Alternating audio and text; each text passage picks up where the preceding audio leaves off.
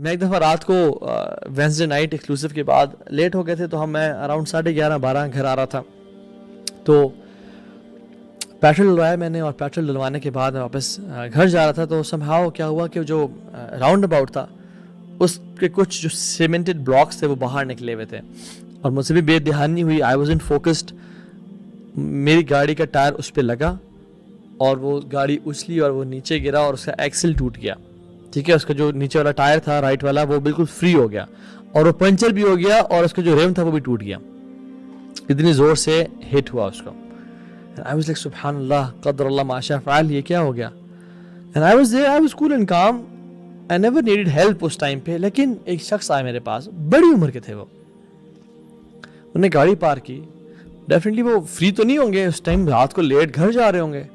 گاڑی پارک کر کے میرے پاس آ گئے. واللہ العظیم وہ میرے ساتھ کھڑے رہے جب تک میری گاڑی گھر نہیں گئی. میری ہیلپ کی، کاز کروانے کے لیے، ریکوری وہیکل بلانے کے لیے مجھے تسلیاں دیں.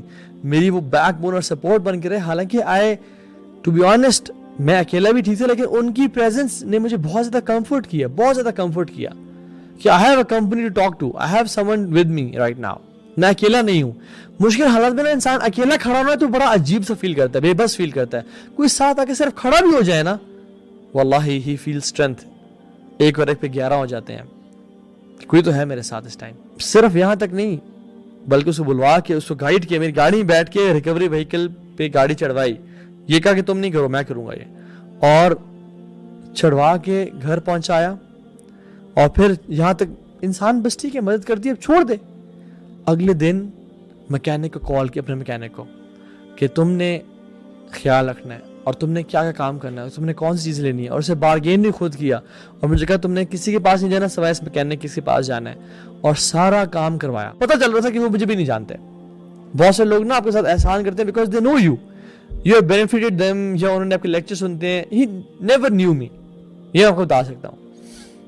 اگلے دن میکینک کو کال کی، اس کے پاس لے گئے، اسے بارگین کیا، مجھے سارا گائیڈ کیا. ہر ایک گھنٹے بعد ہاں کام کتنا ہو گیا، اچھا یہ چیز نہیں لینی وہ لینی ہے.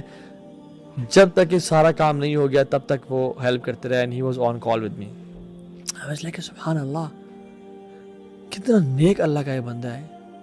مجھے اس دن نا صحیح ولی کی ڈیفینیشن پتہ چلی کہ اللہ کے اولیاء کون ہوتے ہیں. وہ بے شک ان کو حدیث یاد نہیں تھی، ان کو قرآن حفظ نہیں تھا، ان کو بہت زیادہ وہ شاید تہجد نہ پڑھتے ہوں، لیکن he was the most beneficial to people. اور یہ ہوتے ہیں اللہ کے اولیاء. اللہ کی میں نے کیا فرمایا، it is more beloved to me to walk with a Muslim for his help then sitting in اعتکاف ان مائی مسجد Masjid Nabawi for 1 whole month. Just imagine اللہ کے نبی کا اعتکاف کیسا ہوگا، ان کا قرآن کیسا ہوگا، مسجد نبوی کیسی ہے، اور وہاں میں ایک نماز پڑھنے کا کتنا اجر ہے. اللہ کے یہ فرما رہے ہیں. ہماری پرائرٹیز کدھر ہے، ہمارے سب کدھر ہے. یس کچھ چیزوں پہ بالکل کمپرومائز نہیں کرنا، نماز پہ نہیں کرنا، فرض نماز کو نہیں چھوڑ سکتے، شرک کسی حالت پہ نہیں کرنا چاہے ماں باپ بھی کہیں. لیکن آپ فری ہو تو مدد کر دو نا کسی کی. یار پیسے کمانے پیچھے لگے ہوئے ہو، اللہ آپ کی مدد کرے گا. آپ اپنے کھانا کھانا جا رہے ہو، آپ اس کی مدد کر دو. کچھ دیر لیٹ ہو گئے تو کیا ہوا، کچھ نہیں ہوا. So be from those people who are the most beneficial to people. Whoever walks with his brother regarding a need until he secures it for him, then Allah subhanahu wa ta'ala will make his footings firm across the bridge on the day of judgment, when the footings will be shaken. Allahu Akbar.